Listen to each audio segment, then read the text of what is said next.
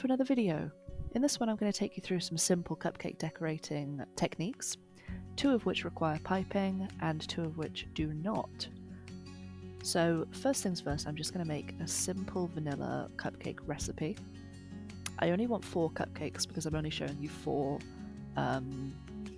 decorating techniques. So I'm only going to make a very small recipe, which means I've actually made a 50-gram recipe, so 50 grams butter, sugar, flour, 1 egg, bit of baking powder,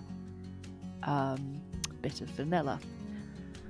So obviously you can scale this up. A normal recipe to fill, let's say 12 cupcake cases is probably about a 150 recipe, so just, times this by 3 or by 2 and fill as many cases as you can. But I'm showing you the technique here of just making the cupcake because I figured I might as well start from the start. I tend to film all the baking for all of my videos, so if you want to see some other recipes, check out some of my other videos. This one's just a really simple vanilla one, because I'm just going to do a very simple vanilla cupcake buttercream on top. So it didn't make sense to do anything particularly fancy. So once that's all combined, I'm just going to pop that into some cupcake cases. I always use an ice cream scoop for this because you can get a completely even amount of batter in all of your cases. I probably could have scraped into a 5th case if I'd been really sneaky, but I didn't see the point. So once those have gone into the oven at 160 degrees centigrade for about 26 minutes, they are lovely and golden brown and can go to one side to cool. So now I'm going to make some buttercream. As you can see, I've softened my unsalted butter far too much, so I put that on to whip in my stand mixer for ages until it came back together. To that I'm going to add an entire 500 grams bag of icing sugar and get absolutely irritated that it billows everywhere. A splash of milk and a dash of vanilla. Now the vanilla will actually cut some of the sweetness, which I always find really, really important. And then after that's gone through the stand mixer for a while, as you can see, it's nice and silky and good to use. So this is what you're going to need for this quote-unquote tutorial. So piping bags, palette knife and some piping nozzles. This is the first one. It's just a simple round nozzle. And the easiest way you can decorate a cupcake with a piping bag and a nozzle is just like that. Literally hold it a couple of inches above and squeeze. And that's literally it. You can then cover that with sprinkles, you can cover that with whatever you want. It's the simplest way to do it. Upper level is to do sort of a swirl, and starting at the back and giving even pressure, start to pipe a spiral, working up until you've finished piping. And you can see here a comparison of the 2 looks. Because it's a round nozzle, it's not the prettiest, but it is the simplest. So this one is me trying the palette knife decorating that I've actually seen a few people do recently. I'd never actually tried this before. I just thought I'd give it a go and see whether it was easy, whether it did look good. I am not on board with it. I didn't really like it when I saw people doing it, but I thought I'd give it a go, benefit of the doubt.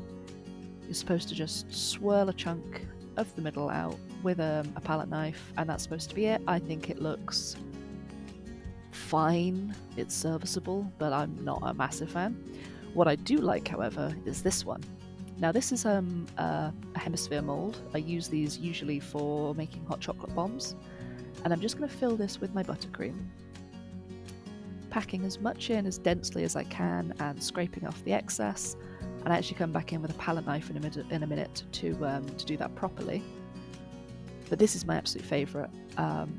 This comes out looking like a scoop of ice cream. So I think I might do some of these in the summer when I go to market and do sort of ice cream themed cupcakes. It is a lot of buttercream, but I don't think any more than if you were piping a big blob on top. So I'm cool with it. And I think what's really cool as well is you could probably put something inside this buttercream. If you cored out a little hole and then sort of put some jam or something in and then topped it up, you'd have kind of a filled buttercream. Either way, I stick my cupcake to this, try to make sure it's nice and connected, and then I stick that in the freezer until it's frozen, and then I very carefully peel the silicone off. Now this is quite a thin silicone, so it comes off quite easily. And look at that, doesn't that look cool? That looks really cool. If it was a thicker silicone, you might have to warm it up or something, I'm not entirely sure. But this is a good little tip. Don't feel like you have to decorate your cupcakes straight away if you're not feeling confident. Use a plate, use a chopping board with some baking parchment on, whatever, but practice somewhere else first. And this way, you don't have to accidentally mess up a cupcake, scrape it off, start again, scrape it off, start again. You can just go, okay, I want to test this nozzle, this style. Okay, I quite like that. Awesome, maybe I can give it a go to my cupcakes. Or, what I'm going to show you right next is kind of a sneaky cheaty way. So I decided I didn't really like how this one looked.